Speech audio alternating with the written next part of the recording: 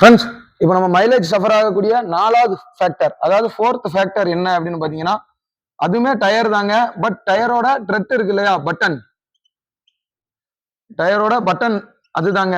இப்போ நம்ம புது டயரா வச்சிருக்கோம் வெஹிக்கிள்ல, 4 டயரும் செட்டா புதுசு மாத்திட்டோம் அப்படின்னு பாத்தீங்க அப்படின்னா, வெஹிக்கிள்ல கரெக்டா ஒரு 1 to 2 கிலோமீட்டர் மைலேஜ் வந்து டிராப் ஆகுங்க. அது கார்ல.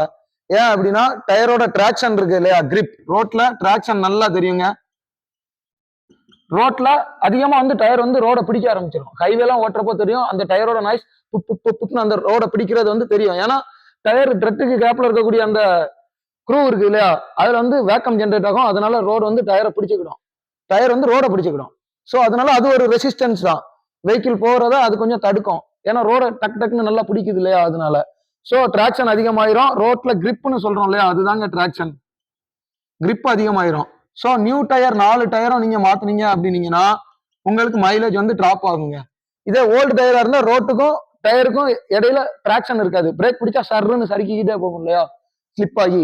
அந்த மாதிரி கேஸ்ல வந்து பாத்தீங்க அப்படின்னீங்கன்னா மைலேஜ் அதிகமா கிடைக்கும். நம்ம அதே 5th ஃபேக்டர் என்ன அப்படின்றத நெக்ஸ்ட் வீடியோல பார்க்கலாம்.